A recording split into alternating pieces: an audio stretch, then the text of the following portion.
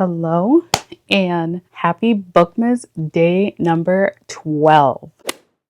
This is weird to say. If you're watching this on the 23rd, happy Christmas Eve. If you're watching this after that, Merry Christmas, Happy New Year, all of the things. My mom is literally calling me right now. Hold on. Hello. Okay. My mom has something for me and she was wondering if she could come give it to me, but she's currently busy. Anyway, hello, welcome back to Bookmas day number 12. This is the final day of Bookmas, which is so exciting because I don't know, I love the festive energy that Bookmas has. I've been loving watching other people's Bookmas. I've been loving watching people's 5-star reads of the year. So that's exactly what we are doing today. Today is technically my birthday, by the way. Happy birthday to me. I turned 30 today and I got my nails done this morning and they're so cute. The thumb Xander designed and I love it. I love them so much. And yeah, I am about to be annoying, insufferable. They're very long for me. They're very long. So we'll see how long they last. Anyway, so let's talk about all the books that I gave 5 stars in 2025. So far, according to my Goodreads, I have read 193 books this year. I don't want to hear it. Yes, it's a lot of books. Yes, I am in school now. Yes, there's less time for me to read. Yes, I read for escapism. Yes, I really did read 193 books. Blah, blah, blah. Technically, if you count the Mind F series as one book, then it's 189, you know? So, pish posh. On my list, I was looking at the ones that I gave 5 stars, and I gave about 55 books 5 stars. So, out of the 193 books, I gave 55 of them 5 stars. And literally today, literally just a few minutes ago, I did update and switch a couple of them that were 4.75 to 5 because I was like, so why, if I gave the rest of the books in the series 5 stars, why didn't I give this one 5 stars? You know what I mean? That was kind of the reasoning. But anyway, we are going to talk about the books that I gave 5 stars. Every single one of the books that I gave 5 stars in 2025. I will start from the first books that I read in the year to the last one that I read in the year that I gave 5 stars. However, I did group series together. So if there's 2, 3, 4 books in a series that I gave 5 stars, I'm not going to talk about one here and then talk about one 2 hours later, you know, because you know me. I do like to yap, you know, and I will yap for a long time. If you don't stop me, I will keep yapping. I will try to be fast though, because 55 books is a lot. I gathered them. I have 3 stacks of books here. 3. And they're pretty tall. Anyway, let's get started. Okay, let's get into this right now. See what my mom sent me. My mom asked me for my address and I sent her my address and she...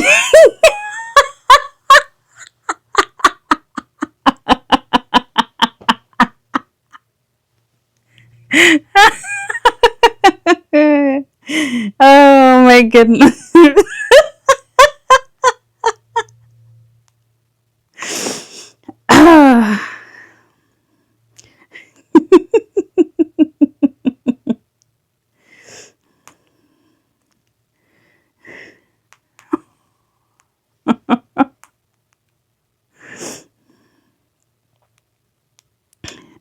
Anyway, my mom is funny.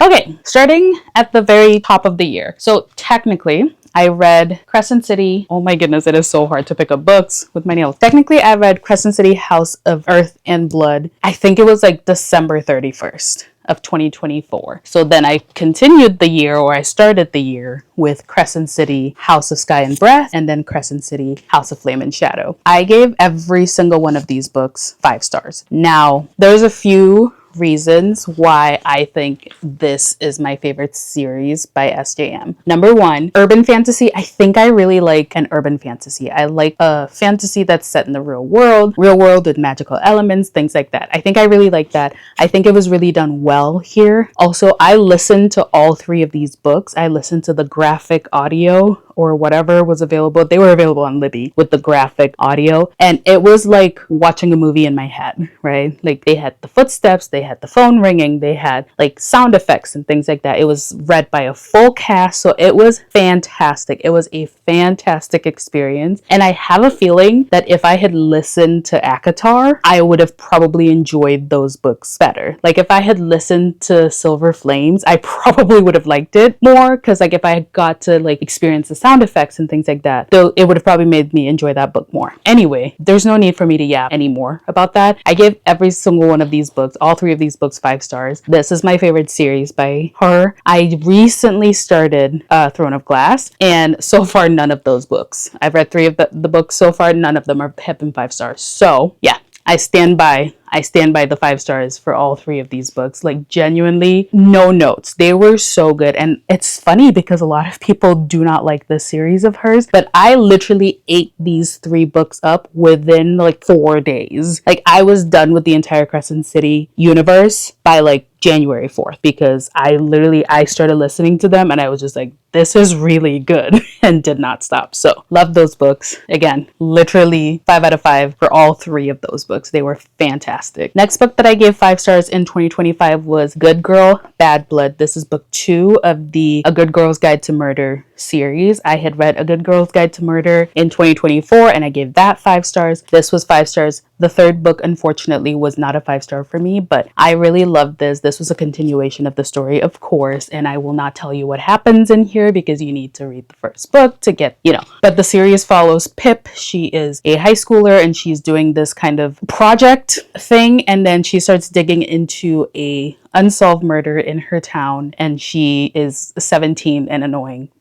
But like, she solves the murder, so it's fantastic. But yeah, I love this series. Like I said, the 1st book was 5 out of 5. The 2nd book was 5 out of 5. The 3rd book, I think I gave like a 4.5 or maybe 4 stars. So still very good, just was not my favorite in the series. But yeah. Next up, and these are technically interconnected standalones, but The Graham Effect by Elle Kennedy, as well as The Dixon Rule by Elle Kennedy. Both of these books were 5 out of 5s for me. I was so excited to read The Charlie Method, and The Charlie Method was good. It just was not as good as these books, so obviously not a 5 star. But these are sports romances. They follow college students. The Graham Effect follows Gigi and Ryder and their story. Both of them are hockey players. Yep. Yep. And then this, The Dixon Rule follows Diana and Shane, who are neighbors. They get into a fake relationship, something like that. Friends with benefits situation. Yeah. But both these books were really good, spicy, but hockey romance, college hockey romance. They were really good, super fun reads.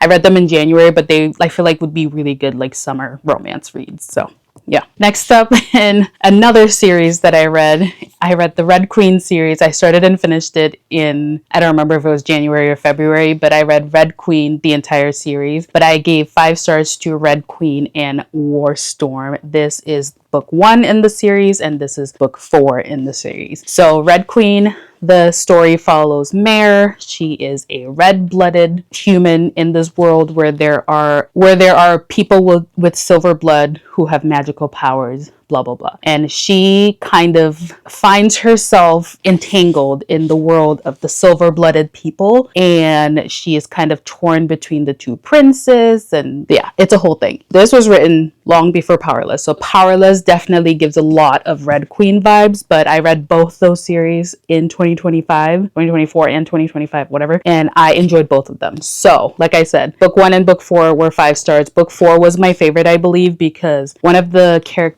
side characters, what was her name? I forget her name. Evangeline. She's my favorite. Evangeline in this book, literally, like, I was reading the last book for Evangeline. Like, that was it. I didn't care about Mare or Cal, or like, I did not care about them anymore. I cared about Evangeline. So yeah, 5 stars for both these books. Great series, like love the entire series, obviously, but 5 stars for book 1 and book 4. I need to read the little collection of novellas at the end. I think it's called Broken Throne. I need to read that, but it's not a priority of mine anytime soon. Next up, this is the last book in the Kane Brothers series by Megan Quinn, but this is a long time coming, part of the interconnected standalone. I love this. This follows the final brother, Breaker. Well, final brother, I don't know. Anyway, this follows Breaker Kane and his long-term college best friend, what's her name? Leah. And they've been best friends since college. They obviously love each other, right, as best friends. And they are neighbors, and she gets engaged, and she is planning her wedding, and she's not having a good time. Her future mother-in-law is a mother-in-law from hell. So she enlists her best friend, of course, Breaker, to help her, like, do the wedding things and get ready. And then of course he realizes he's in love with her. She realizes she's in love with him.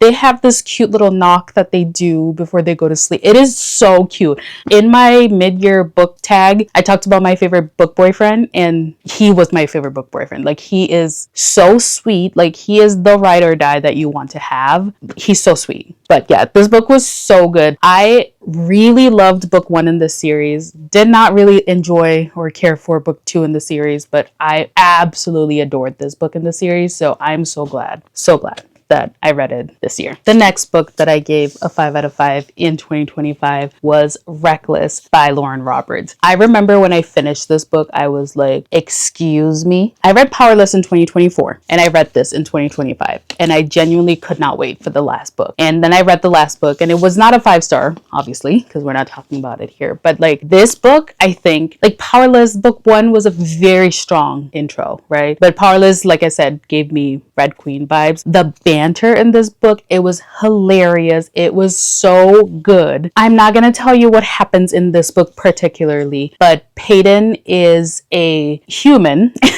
right, in the world of the elite, and she is pretending to be an elite by pretending she is a psychic. And so far she's deceived pretty much everybody and convinced them that she's a psychic, but she's really just really good at reading people. And of course, Kai, and what the heck is his name? I literally don't remember his brother's name at this moment, but Kai, the story is really okay. The story is really good. I don't want to spoil anything because I can't tell you what happens in this book, because that spoils what happens in book 1. But there's trials, there's a competition, there's 2 princes. It's a great time. It's a great time. I will say, when I read book 3, and like, we're not talking about book 3 here, but when I read book 3, I was like, and that's why I didn't get 5 stars. But yeah, this book was fantastic. I think this was my favorite in the entire series. So next up, this was a reread. I did a few rereads this year, and the books that I reread this year were all 5 stars. Surprising to nobody. Anyway, but this was a reread. This is The Simple Wild. I did end up finishing most of the rest of the series. The last one that I have is the little short novella, which is technically a Christmas novella. So I should get to it at some point this month. But The Simple Wild follows Calla and Jonah. Calla gets a call saying that her dad is currently sick and is dying from cancer. So she kind of drops everything. Well, she had also recently gotten fired or something like that. I don't remember what else happened, but she drops everything, moves to Alaska for a little bit so she can get to know her dad, and like, she forms a relationship with her dad, and it's really sweet. There she meets Jonah, who lives in Alaska. He is a pilot for her dad's airline company, and things go from there. The story is really sweet. It's really beautiful. The ending of it was like my heart. And then yeah, I read the next book in the series. I read the other book that follows Jonah's best friend in the series. Those did not give me 5-star feelings like this book did. So that is why they are not on this list right now. But this book, I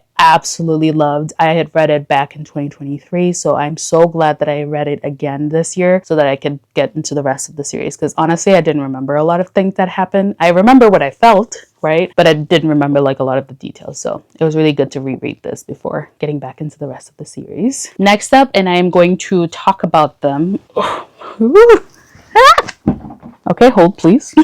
Hold please. I am going to talk about all of these books together because, again, they are part of a series, so I will not be spoiling anything in any of the future books, but this is the entire Shatter Me series. The Shatter Me reading vlog is live on my channel. I had such a fun time filming and editing that. I read Shatter Me in March and then proceeded to read the rest of the series like 7 months later. So we don't need to talk about that. But all 7 of these books, I'm going to set them down because they are heavy. But I did read Shatter Me, Unravel Me, Ignite Me, Restore Me, Defy Me, and Imagine Me. And then I proceeded to read Watch Me, which is the new book in the Shatter Me New Republic or something like that. I don't know exactly what it's called. But let's talk about the series.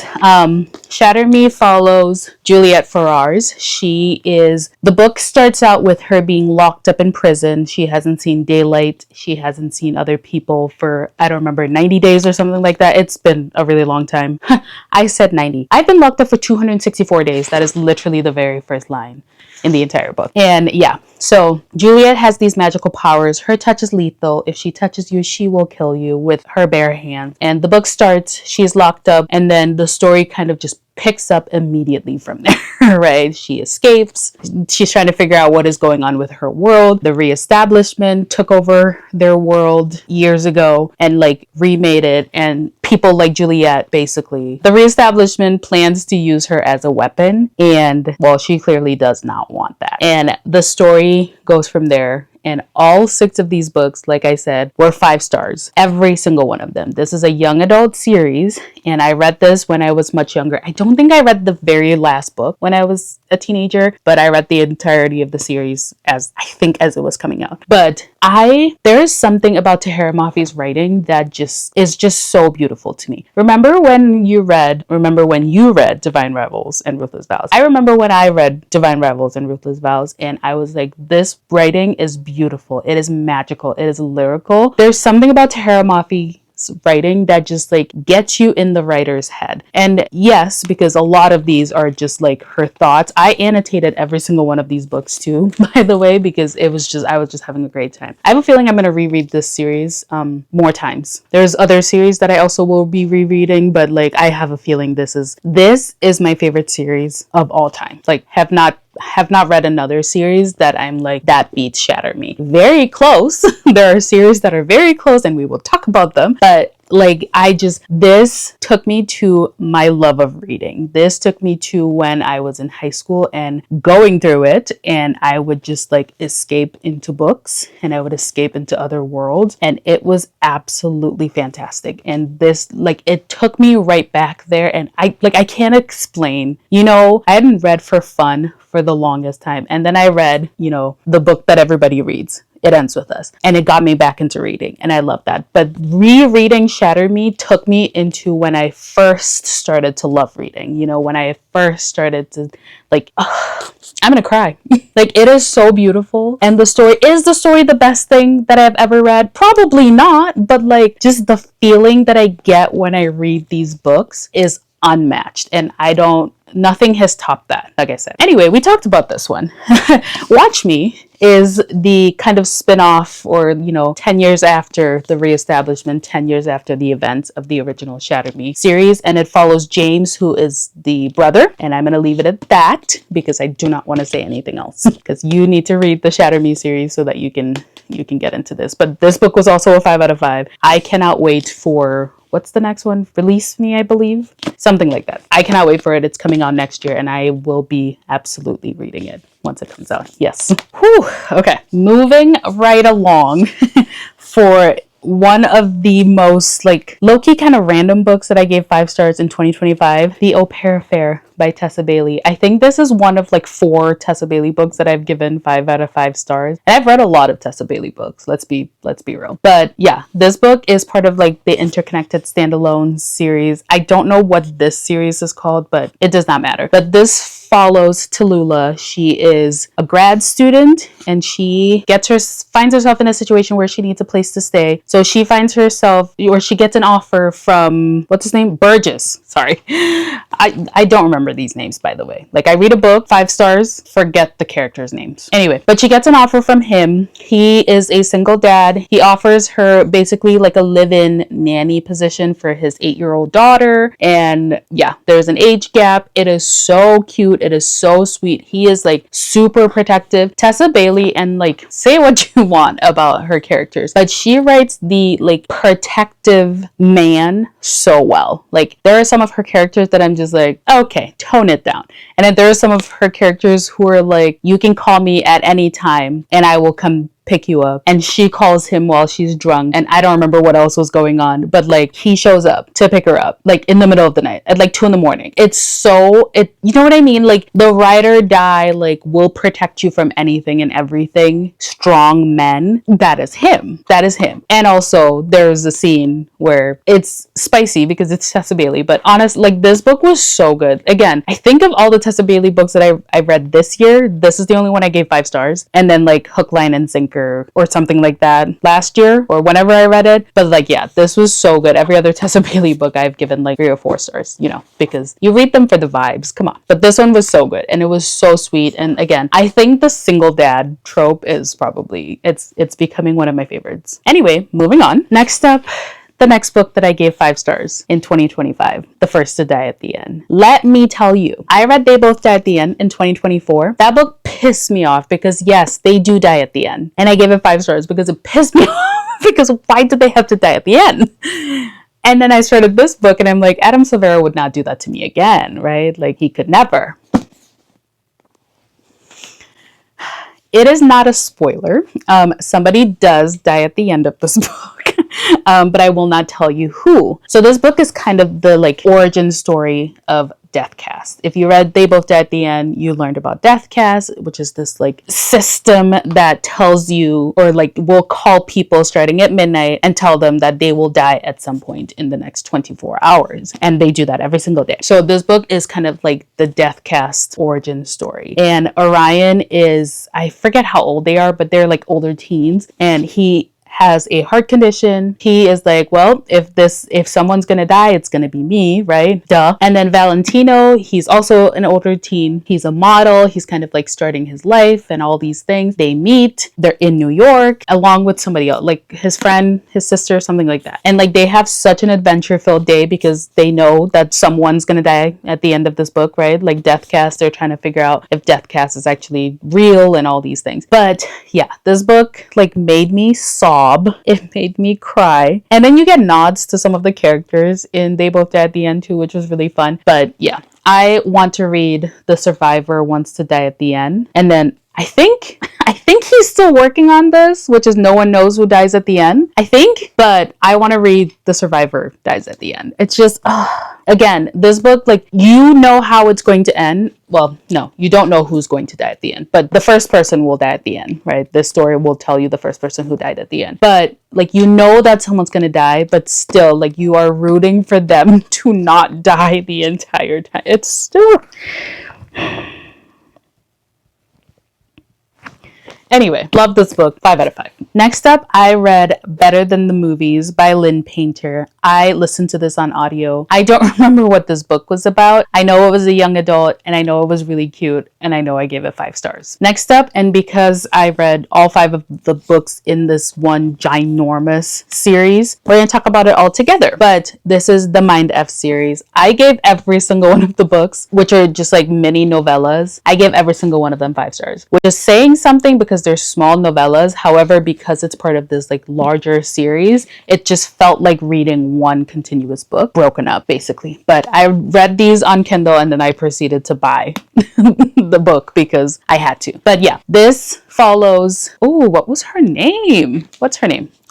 Also, I recently learned that the author, S.T. Abbey, which Stabby, C.M. Owens, I believe they passed away.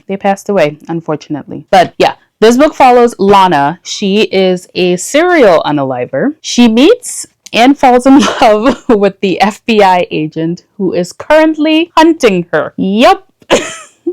And let me tell you, it's fantastic. It is a fantastic story. It's spicy. It's fun. It's funny. It's hilarious. Lana, I've never rooted for a character more than I've rooted for Lana. Let me tell you. I'm over here like, serial unaliver who? Red flags? All I see is green flags. All I see is green flag. But oh my goodness, this book felt like watching Criminal Minds in the best way possible. There's another book that I read that also felt like a Criminal Minds episode in a book. And like I said, I had the best time with this book, and every single one of the novellas were 5 out of 5 stars. Like each of them just kept ending on these like mini cliffhangers that you just need to get to the next book and the next book and the next book. And it was fantastic. Loved every single one of these books. 5 out of 5. 5 out of 5 for the entire series, of course. Next up, let's talk about one of the series that I read this year that makes me almost want to dethrone the Shatter Me series from its spot as number 1. I'm going to plug my laptop in real quick because I'm using it to look at my list on Goodreads. I need to make sure it's charging. But yeah, like I said, almost dethrones Shatter Me, but it's not quite there yet. I forget which book I had rated a 4.75, but I went in and I changed it to 5 stars because it does, like, every single book in this series was fantastic, right? So I'm talking about, by the way, the An Ember in the Ashes series. So An Ember in the Ashes, A Torch Against the Night, A Sky Beyond the Storm, and A Reaper at the Gates.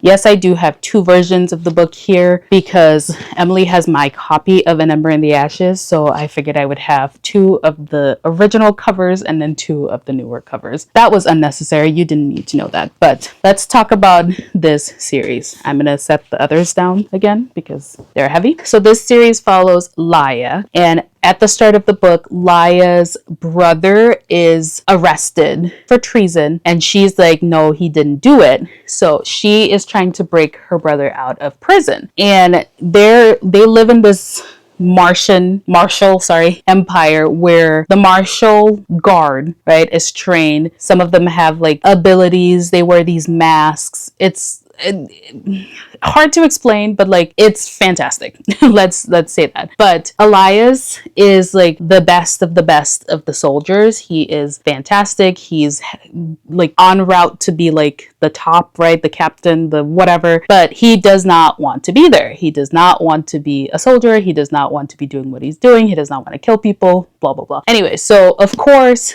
Laia and Elias meet, and their destinies are intertwined because it is a 4-book fantasy series. But yeah, Laia sneaks herself into the like military academy because that is where she can get information on where her brother is being held, and she sneaks herself in. She promises to spy for like the rebellion, the like rebellious factor from inside the military academy, of course, in exchange for their help to get her brother out. And then there she meets Elias, who, like I said, finest soldier. And yeah, this book, I remember I finished this book, right? I had gotten An Ember in the Ashes randomly at Goodwill for $2 and, you know, dragged my feet about it. When I finally read it, I proceeded to buy the rest of the series and read them back to back to back within a week. It was so good. The story is so captivating. It is so engaging. It is so like you just want to keep knowing what happens. And then I remember, I forget if it's A Torch Against the Night or A Reaper at the Gates, one of them, which I won't tell you what happens to get there. But that book was hilarious because it's just Elias and his inner monologue, and he's like arguing with someone, and it is so funny. It is so funny. I am obsessed with books that just have such great humor, and it just like keeps you sucked in because you're having a great time with these characters. You're getting to know them and you're having a great time. And then the final book in the series wraps the series up so nicely. Like when you talk about wrapped up in a nice bow, like that was what's it called? A Reaper at the Gates. The final book in the series genuinely I think is my favorite final book in a series that I've read so far. Like the story, like you get closure. It is beautiful. Oh.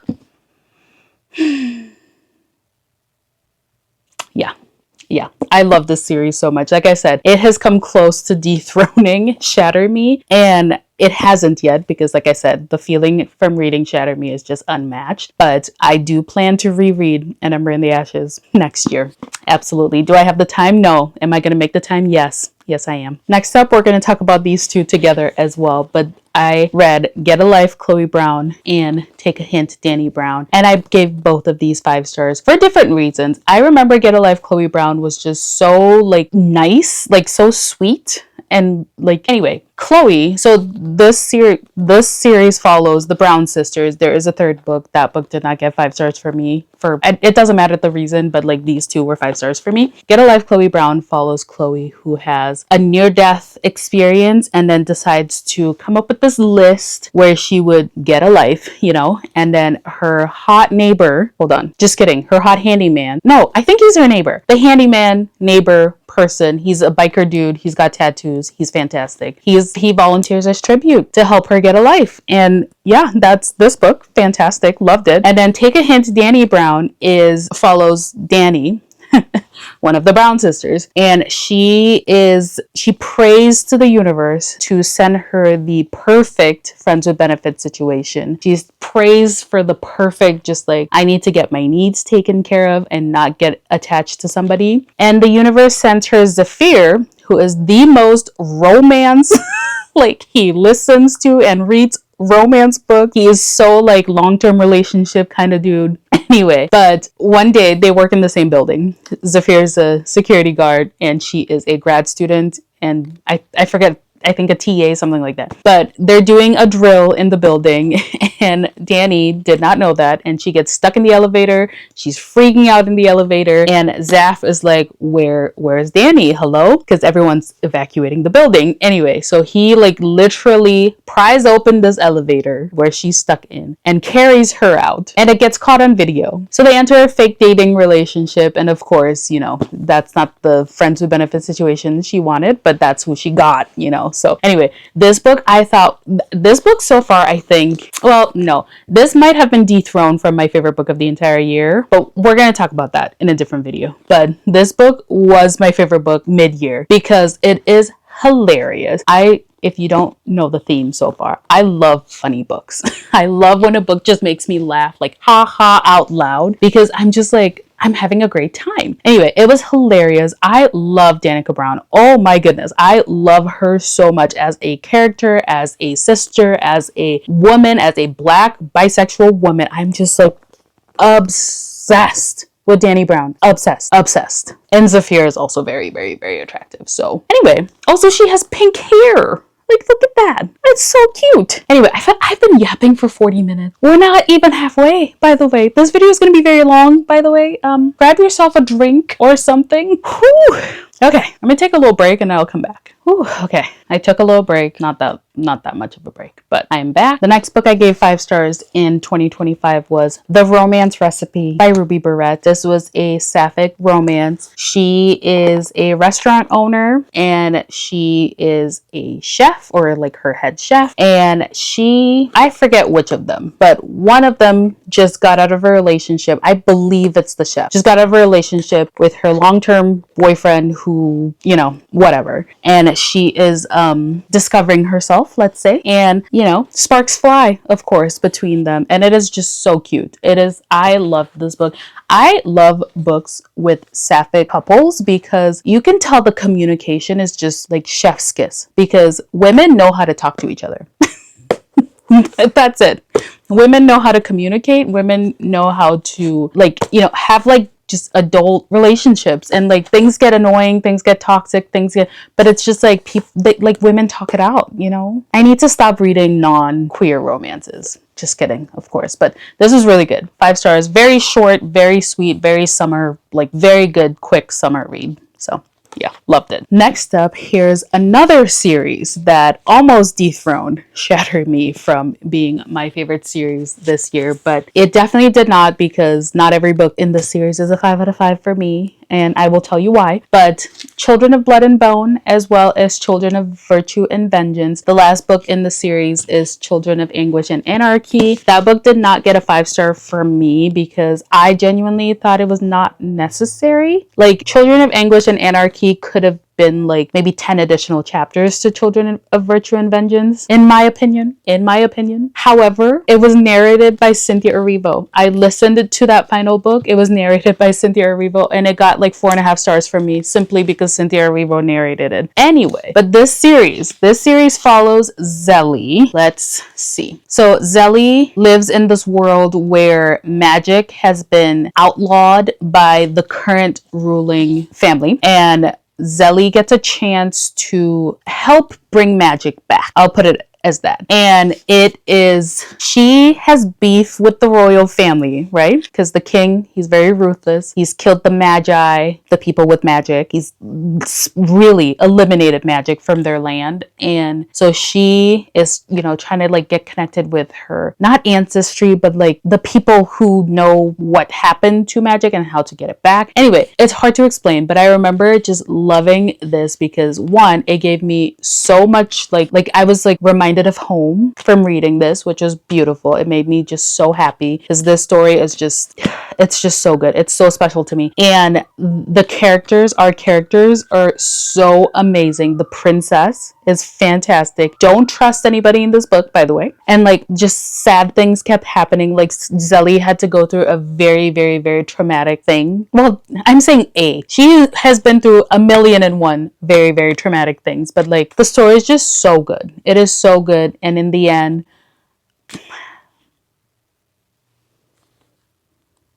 yeah. I have a feeling this is another series I will be rereading in 2026. If anything, to just like to get more of the story, you know, when you read a book for the first time, you're just like, I feel like I need to reread it and just like get back into this world because it was beautiful. It was a beautiful world to be in. And I just, yeah. And the artwork, like, look at her hair. Stunning. Who's messaging me? Anyway, the next book that I read, which is just such a random book, but I give it 5 stars. It's called Beacon of Hope, The Life of Barack Obama. I read this on the 4th of July. It was like, I believe it's a children's book. Very short, like 45-minute, maybe an hour long novella that I listened to. And it literally just talks about Barack Obama. And I gave it 5 stars. Again, I read it on the 4th of July. And low-key, I would read it again. Because what? Moving on. It was 5 stars. Loved it. I absolutely loved it. Next up, I also read Set the Record Straight by Hannah Bonham Young. It was such a cute little Christmas in July vibe. Like, it's a little Christmas novella that I read in July, of course. It follows Clara and Evan. They are childhood best friends. It is also a sapphic romance, and it's also a bisexual awakening, and it is just so cute. And like, childhood best friends to love is one of my favorite tropes. So yeah. Anyway, moving on. Another book that I reread this year, another queer story, Red, White, and Royal Blue. I am obsessed. In case you didn't know, this is my favorite book, one of my favorite books. But yeah, this follows Alex. He is the first son. He's the son of the US president. And Henry, who is the Prince of England, Prince of Wales. Sorry, hold on. Where is he? Is it Wales or is it England? Honestly, it doesn't matter. But Alex and Henry have this rivals situation going on. Like, they don't like each other, and something happens and they are forced to make nice, and of course they get close, and of course, well, Henry's gay, but he can't be openly gay because he's the prince, and Alex is something. And yeah, it's just, it is so cute. It's political because, they're the faces, they are the children of the faces of their countries. And it's very sweet because, they get to like, you see their relationship develop, and then just shit happens, which just pisses me off. But like, it's so beautiful. Alex and Henry are my favorite book couple. Like, I genuinely don't think I've met another couple that I'm just like they're my favorite. They're my favorite. I can't wait to reread this book next year. And I have a feeling I'm going to reread it in July. Every year, just Red, White, and Royal Blue, I feel like it fits the bag. But, I can reread it anytime. But yeah, this is my favorite book. There's another book that we're going to talk about here very shortly. That is my other favorite book. Like, they are tied. So I say they're both my favorite books because they're tied. They're my favorite books. And then Shattered Me is my favorite series. Like, I don't know why I'm explaining myself, but Red, White, and Royal Blue, 5 out of 5. Love it so much. Like, infinity out of 5, in fact. Yeah. Next book that I gave 5 stars in 2025 was Rebel Witch by Kristen Ciccarelli. Notice how I did not hold up Heartless Hunter. I think I gave Heartless Hunter like a 4.5 though. Like, it was very good. Very, very quick, very, very fast paced, very, very easy story to get into and love. And I remember I was listening to Heartless Hunter when I was building furniture right when I moved. So I was just like I put it on, and then it was like 3, 4, 5 hours later, I was building furniture just like nonstop, and then like the book was just going, and I was like, whoa, and then yeah, the book, like Heartless Hunter, ended on a cliffhanger. I should tell you what it's about. So the book follows Rune, Heartless Hunter, the story follows Rune, who is, by day, she is a socialite. She likes to party. She likes to have a great time. She likes to, like I said, have a great time. And then by night, she is the Crimson Moth, who is a witch who loves to go around freeing other witches, freeing people, things like that. And she, Rune, being the Crimson Moth, and a witch. She meets Gideon, who is a witch hunter who is currently hunting the Crimson Moth. I apparently was just so into books where one person is doing something and then the other person that they meet and eventually fall for is literally the person hunting them. Wow. Anyway, but yes, book 1, they meet, shit happens, and then it ends on a cliffhanger, and book 2 picks right up from there. And I thought book 2 was absolutely fantastic. I thought genuinely, like, I love a push and pull. I love a story where, you know, the characters know, like, I don't want to say morally gray because this is not morally gray, but you know when the character is like, oh, this isn't right, I shouldn't do this, but then they can't not do it. That doesn't make any sense. And I don't think it's a spoiler, but it shouldn't make any sense to you. But I love that dynamic in a story. I also just love an enemies to lovers, or a rivals to lovers, we should say. Like, I don't know about true enemies, but definitely rivals, definitely opposing teams, if you would.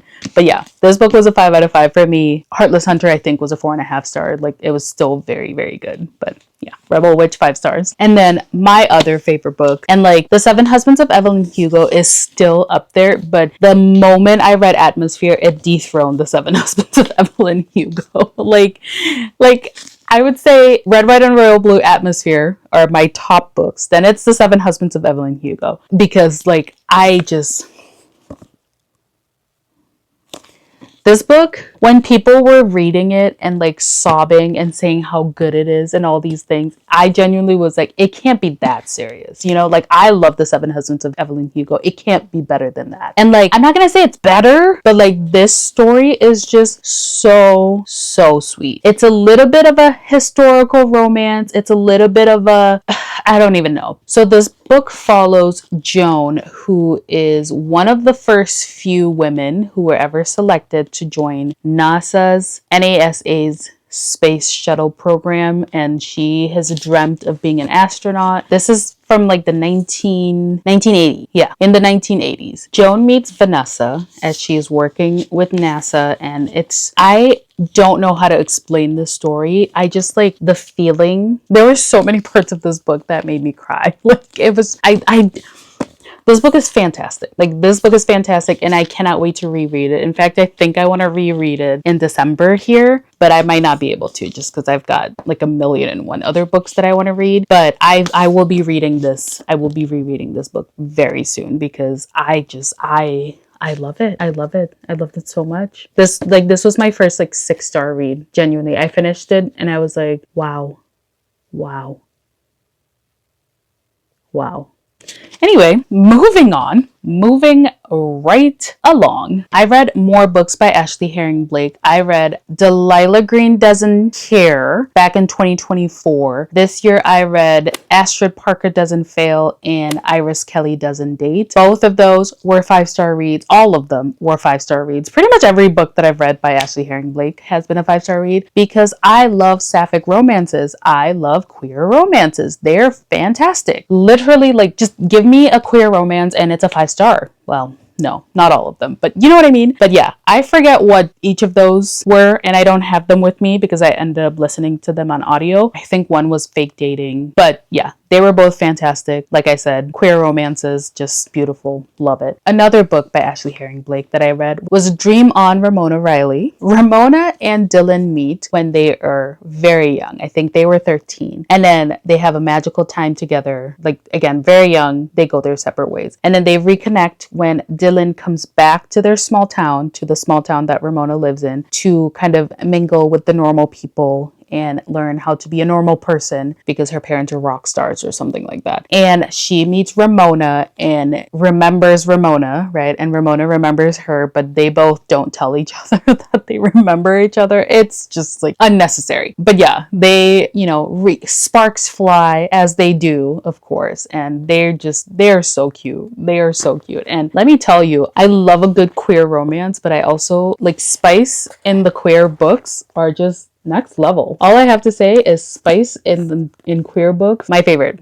Moving on. I swear I feel like I just keep yapping like nonstop and I need to stop. Anyway, next book that I gave 5 stars in 2025 was Gallant by V.E. Schwab. So this book follows Olivia. She gets a note from her uncle saying she needs to come to Gallant, which is this like family manor thing that she's never been to. This is an uncle she's never heard of. And she is currently an orphan. And she's been living in, I don't remember where she's living, but basically she's not having a good time. So of course, getting a letter from her uncle saying she can come to this like family house. And she goes, and oh yeah, Olivia sees ghosts. Gallant is not what it looks to be. Gallant has secrets, of course. It's very eerie. I don't remember when I read this book, but I want to reread it in October, like for spooky season, because it is so spooky and it's so good. And like the cover of this book is fantastic. And the roses is just like, and you can see the house is a mirror image. You can see a mirror image-ish of the house. And yeah, that's big in the book. But yeah, it was a very unexpected 5-star, but a very well-deserved 5-star. It was so good. Very short, very fast-paced, very good. So yeah, loved this. Next book that I gave 5-star, also by Miss V.E. Schwab, is Bury Our Bones in the Midnight Soil. I love anything to do with vampires, and I hadn't read a book about vampires in so long, like probably since Twilight until this, and I ate this up. I ate this up so quickly. This book follows kind of like different timelines, but 3 women at different times, and yeah. I think I'll leave it at that. Yeah, there was a character who talked about how if she was a vampire, just imagine all the books she could read because she would be alive for so long. And if that isn't me, I don't know what is. Like, I would love to be a vampire so I can have eternity to read every single book that exists on this planet. Please. Anyway, also very good. Next book series that I read this year, and I had given Heat of the Everflame, I think, a 4.5 stars as well, but I did go ahead and update it to 5. And I will say the one critique that I still have about this book is it does get very long, and do not get me wrong, the book is massive, but it's like same thing, you know, like the same things that happen in Spark and Glow of the Everflame are happening in Heat of the Everflame, just like a little bit different. But like the book just is very long. So I'm excited for the last book. I'm excited for Burn of the Everflame, but I hope it's not like a million years long to say the same thing. Anyway, I read Spark of the Everflame, Glow of the Everflame, and Heat of the Everflame. And Heat of the Everflame is giving my hair right now. Like, I'm obsessed. And these books are absolutely fantastic. Like I said, I had given Spark of the Everflame and Glow of the Everflame 5 stars, and I have updated my rating of Heat of the Everflame also to 5 stars. So this series follows DM Bellator, DM's mom. I'm setting these other 2 down. DM's mother is like the palace healer. She works for the king and she's healing the king. And then her mom disappears randomly. And of course, they need a new healer. And of course, they turn to DM. DM is very, like, DM saw her mom talking to a strange man a little bit before she disappeared. So DM is on the hunt to figure out where her mom went, what happened, all the things. In the palace, where she is now the healer for, you know, the king and whatever, DM meets Luther, who is the prince, and he is also on the watch for the rebellion. There's always a rebellion in a fantasy book, okay? But he is kind of watching for this like rebellious faction that he knows exists, and he's trying to figure out like who they are and what they're doing. And of course, DM shows up. She's the healer, the new healer. Her mom's disappeared. She's acting suspicious. So of course, Luther is watching her. But oh my goodness, I think if I were to do the like mid or end of year tag and I were to talk about like my favorite like character, Luther is probably one of my favorite characters. Like, he is a grump, of course. This series is a slow burn, okay? Books 1 and 2, not very spicy. In fact, do they even get together in the first book? I don't think so. Obviously, it's a multiple book series, and you know that it's a romantasy. There's going to be romance anyway. But Luther is he's the character who I'm not gonna spoil it. I'm not gonna say it, actually. No, you have to read the series because wow. Like I said, I've updated the third book to also be a 5 out of 5. Like every single book in this series is a 5 out of 5 for me so far. I'm really hoping book 4 comes out next year, and I have a feeling it's also gonna be a 5 out of 5. So, oh, I'm so excited. Next book series that I also gave every single book 5 stars. And let me tell you, this is another book series that is very, very close to dethroning Shatter Me. And it's another book series that I most likely will be rereading in 2026. Anyway, so I read and gave 5 stars to Legendborn, Bloodmarked, and more recently, Oathbound. Oathbound, I believe, is the final book in the series, but the way it ended, I would not be opposed to another book in the series, you know? But I don't think there is.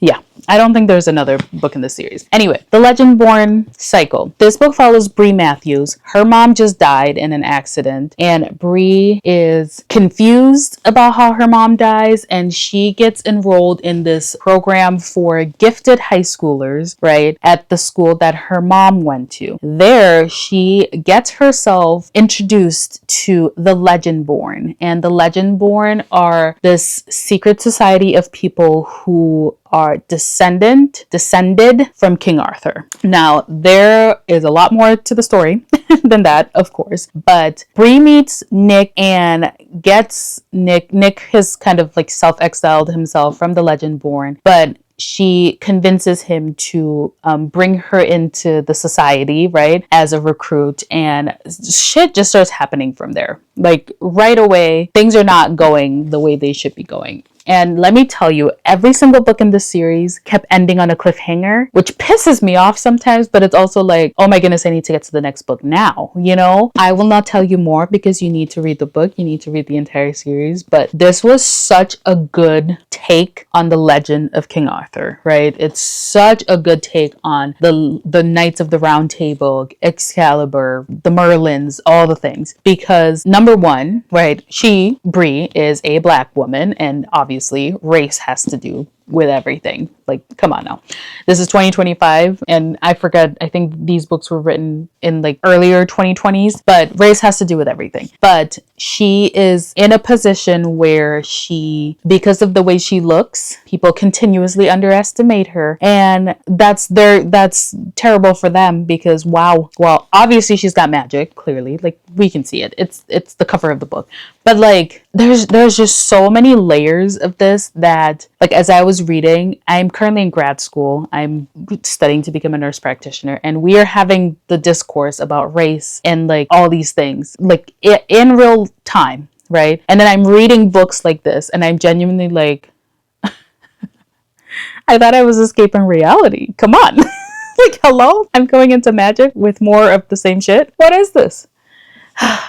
Anyway, this is kind of funny, but I read these books, right? And one of my practicums, you can like log your hours for reading as long as you can tie it into the course competencies. And you bet I absolutely added these books in there. I don't remember how many hours I put total, but I put me reading the Legendborn cycle as some of my hours. And I talked about the fact that like this book addresses race head on, like she being in the position that she is. And people are like, you shouldn't be here. And she's like, why? Because I'm Black. It's so good. Like, I am obsessed with this book series. There's so many series that I've read this year that I just want to reread them. I immediately want to go back into these worlds.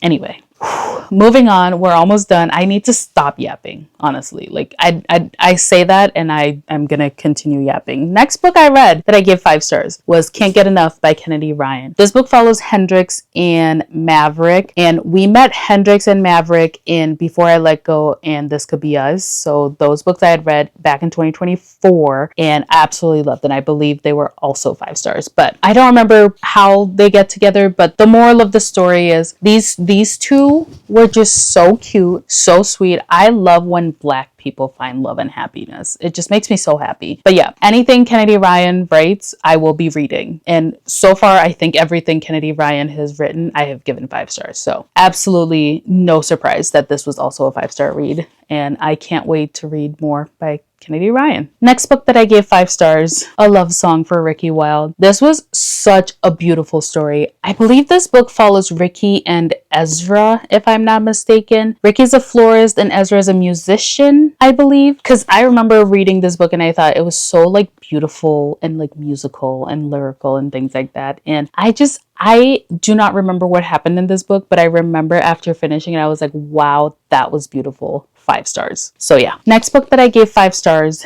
was The Butcher and the Wren. This was like the second thriller that I gave 5 stars. I believe the Good Girl's Guide to Murder second book was the other one that I gave 5 stars. But thrillers rarely get 5 stars from me unless they absolutely wow me. And a lot of them have not been doing that. So they're very just whatever. This book follows Dr. Wren Muller. She works for the medical examiner's office, and she is, examining or autopsying, I think, the corpses of these girls who were killed by seemingly the same killer, right? So a serial killer. And she has a very close personal connection to the case. And I'm going to leave it at that. And this book keeps glaring, but this book it felt like another Criminal Minds episode, which is absolutely fantastic. The end of the book, I know that there's a book 2 and I need to read book 2. I do not have it.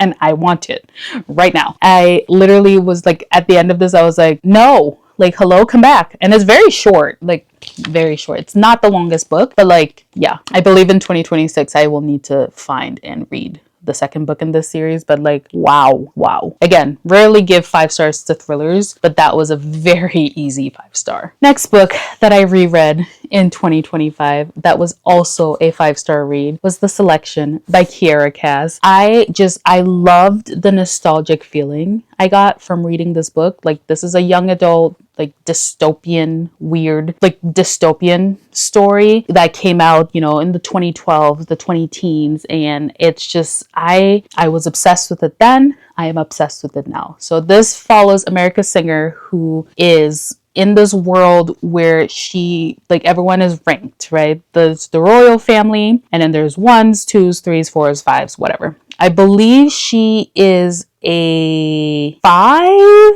or something like that. And she has a secret boyfriend, Aspen, who her parents do not know about, her parents do not condone of, and he is 1 level below her. So I think he's a 6. Anyway, so in this world they live in, they have the opportunity every however many years when the prince comes of age to enter their names to be selected. They're entered into the selection to, be brought to the palace, live and go on dates with the prince, and then ultimately he's going to pick one of them to get married, blah, blah, blah. So America is like, she does not want to enter the selection. She does not even want to apply. Her mom convinces her to apply. Aspen convinces her to apply because like just applying and like being part of the selection, you get, resources and you get money sent to your family and things like that. So she gets convinced by the people she cares about. She applies, and of course she is selected to go in the selection. She doesn't want to be there, and she's selected. On like one of the first days she's there, she meets the prince and she's like, I don't want to be here. Basically. And yeah, the story goes from there. It is so cute. They form a beautiful friendship, and also, of course there's more that happens. But like, I remember reading this book and I was just like, oh, again, it's the feeling I got rereading Shattered Me, where I was just like, this is how my love for reading started. Like, it's books like these, it's stories like these, it's even like Twilight, like it's stories. My mom is calling me again. Hold please. Like I was saying, reading this book took me, like, it made me remember why I love reading. It made me remember falling in love with stories like these in the beginning, of my reading journey when I was in high school and when I was younger. But like, yeah, just stories like this, just like, there's a reason why reading is my hobby, and there's a reason why I read so many books, is because I love escaping into worlds like this where like I know it's not real, like I know that this is not real. Like, it could be based on real life things, kind of like the Legend Born series. Obviously there's like real topics that we are dealing with, there's real emotions, there's real feelings, but like I know the world is not real, and it's just a nice time to escape from what's going on right now. Anyway, moral of the story is this was a very easy 5-star read. I absolutely adored it. I can't wait I think next year I'm going to end up rereading the entire series, and I can't wait. I love it. I love it so much. Another book that I gave 5 stars in 2025 was Curvy Girl Summer by Danielle Ellen. So this book follows Aaliyah, who just turned 30, I believe, which, girl, same. And she was set up to go on a blind date. She goes to the, bar that she was going to meet, and he stood her up. The blind date stood her up. But there she meets the bartender, who is like, girl, did you just get stood up? And anyway, they form a friendship. They become like really good friends. And basically he's like, I'll be your wingman. You bring all your dates here. I'll vet them. Blah, blah, blah. Anyway, Aaliyah and Ahmad are so freaking cute. They're so freaking cute. Like, honestly, like you could skip half the book and just be like, yo, stop the nonsense, get together, but like they're so cute, and the story is so cute, and you can tell like she's obviously trying, right? She's trying to put herself out there. She's going on dates, she's meeting people on dating apps, and he is genuinely like he's got her back, he's got her, and it is absolutely beautiful. It's absolutely fantastic. I love that story. I love the story so much. Like I also want to reread.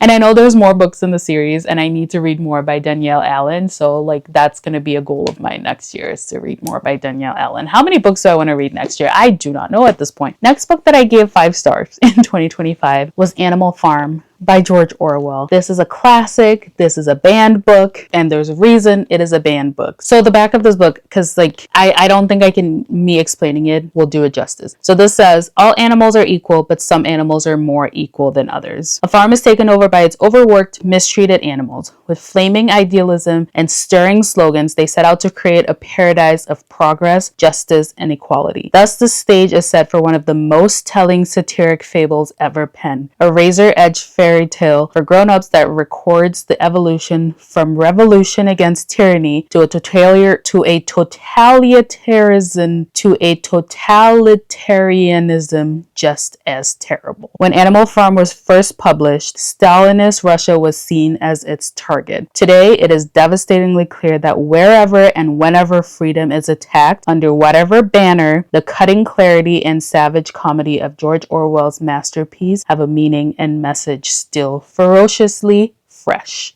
Yeah, like I said, this book, it's one of those things that reading it in 2025, I genuinely was like, really? Like, how is this still happening when we literally have stories like this? Anyway, this was an absolute masterpiece. It was 5 out of 5. We're almost done. I promise. We're almost done. Next up, I read Only for the Weak by Natasha Bishop. This book was absolutely fantastic. Let me tell you, I want a man like Rome. I want a man to build me a video game. Just kidding. I mean, no, I'm not kidding, but like, ugh. Anyway, but this book follows Janelle and Rome. So Janelle's sister is getting married, and she's having a destination wedding to Tulum. Janelle's sister is actually marrying her ex-boyfriend. So her ex-boyfriend and her sister are together. They're getting married. Obviously, they decided they're a better match for each other. And Janelle is completely like, she has no stake in this relationship anymore. But people, mainly her family and her mom, keep treating her like she's just fragile, and like she's gonna break down at any moment because of this relationship.